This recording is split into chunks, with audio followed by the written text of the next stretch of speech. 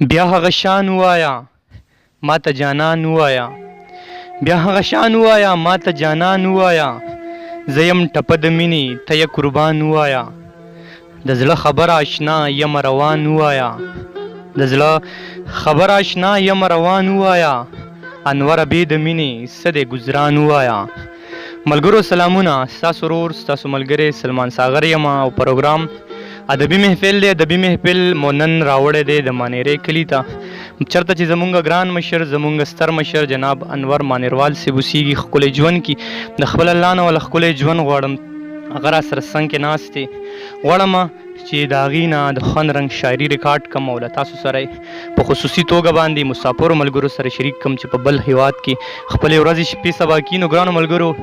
دکه سړی دکه د کار سړی دکه د زیار سړی را سره په څنګ کې ناست دی غواړم چې د هغې نه د خوند رنګ شاعري ریکارډ کړم او له تاسو سره یې شریک کړم انور صاحب په خپل پروګرام کې درته هرکلی وایم ډیره مننه د هر څه نه مخکې خو د ادبي محفل ټولو ملګرو ته لکه موږ او تا خو په سکرین ښکارو او څه ملګري د کیمرې شاته هم دي او څه زموږ شاته ناست دي نو دغه ټولو ملګرو ته په خیرالي وایم او ډیره زیاته مننه یې کوم او دا دعا هم ورله غواړم چې الله پاک دی په جهان باندې وځلوي ډیره مننه انور صاحب زمونږ دغه لنډ شان خپرونه وي تقریبا 8 منټه غواړو چې مونږ ستاسو نه د کار او د زیار شاعري واورو او دکه ملګري به تاسو ویني نو څه به ورته وایې د خپلې خوښې نو بس د خپلو اورېدونکو ته به شعرونه ووایو موږ سره خو شعرونه یي د غزل زوړ غزل دی د هغې شعرونه ووایم چې مل مې د زړه مل مې د لارې نه شوې مل مې د زړه مل مې د لارې نه شوې ستا د تندي ګونجې هوارې نه شوې وا ډېر ښکلی دا شعر بیا مل مې د زړه مل مې د لارې نه شوې ستا د تندي ګونجې هوارې نه شوې او خدای خبر بیا که سترګې وغړېدې خدای خبر بیا که سترګې وغړېدې اوس که د خوبه را بیدارې نه شوې وا ډېر ښکلی او تا که پې ډېرې فتوې ولګولې تا که پې ډېرې فتوې ولګولې مې خوارې شونډې توبهګارې نه شوې او روړه ده شوخې او معصومې کلی روړه ده شوخې او معصومې کلی رالویې شوې ولې ډولدارې نه شوې وا ډېر ښکلی او شیخه د میو ډنډ کې ولمبېدې شیخه د میو ډنډ کې ولمبېدې خو ګټې سترګې دې خمارې نه شوې ډېر ښکلی او د ننګه ما ایسارولې اوښکې د ننګه ما ایسارولې اوښکې اخر روانې شوې ایسارې نه شوې د ننګه ما ایسارولې اوښکې اخر روانې شوې ایسارې نه شوې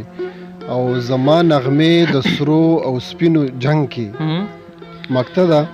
زما نغمې د سرو او سپینو جنگ کې انوره ښه ده ګرفتارې نه شوې ډېر ښکلی انوره ښه ده ګرفتارې نه شوې ګرانو ملګرو انور مانیروال صاحب را سره ناست دی خو څنګه چې تاسو ته پته را چې په ادبي محفل کې مونږ د هر شاعر نه 2 یا 3 کلامونه ریکارډ کوو یو کلام مونږ سره انور صاحب شریک کو غواړو چې یو بل غزل یو بل کلام تینا واورو نو ډېر زیات خوشحاله بشو انور صاحب یو بل کلام را سره شریک کړي شعرونه به نور ووایو پکې چې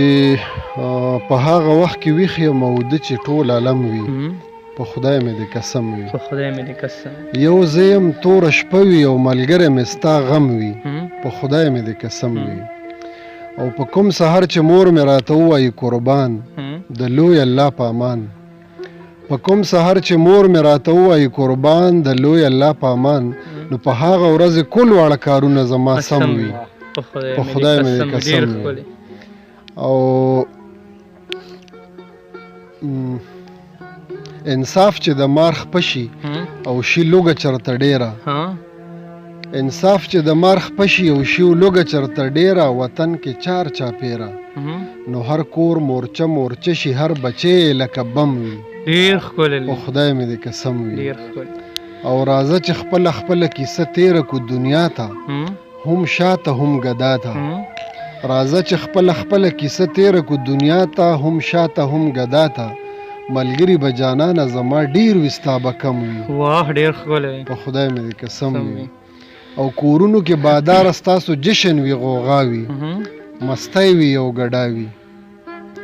کورونو کې باداره ستاسو جشن وي ګډا وي مستی وي او ګډا وي کورونو کې زمونږ هر سحر ماښام ماتم وي په خدای مې دې قسم وي او هر څوک ستا انور په زړه کمزوری د بېشانه غم مه کوه جانانه هر څوک ستا انور په زړه کمزوری د بېشانه غم مه کوه جانانه هر تور ته ستا د مینې به ولاړ لکه علم وي په خدای مې دې قسم وي ډېر ښکلی په خدای مې دې قسم وي دکه یو ښکلی غزل تاسو د انور مانیروال صاحب نه واورېدو امید دی هیله ده دغه تمه ده چې تاسو به د انور مانیروال صاحب د شاعرۍ نه بلها خوندونه اخیستي وي خپل پروګرام راغونډوم د سیاد شاهي صاحب په دغه څو شعرونو هغه وي چې نیمګړی به وده شي او نیمګړی به راپاسي زمونږ ارمانونه ستړي ستړي به راپاسي شپېلۍ مو خیاره دلته هر ځای دیره ده ګمان به د قیامت وکړي ټول مړي به راپاسي شپېلۍ مو خیاره دلته هر ځای دیره ده ګمان به د قیامت وکړي ټول مړي به راپاسي